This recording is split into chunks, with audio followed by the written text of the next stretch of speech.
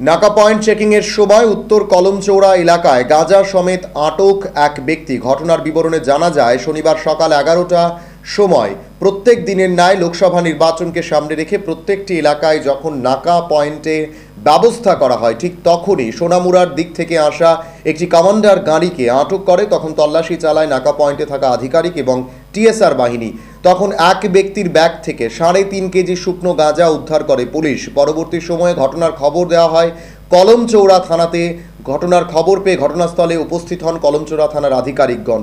সাধারণ মানুষের অভিমত, নাকা পয়েন্টে থাকা আধিকারিক ভালোভাবে তল্লাশি চালায় তাহলে আরও অবৈধ জিনিসপত্র আটক করতে পারবে বলে মনে করছেন উত্তর কলমচৌড়া এলাকার সাধারণ মানুষ।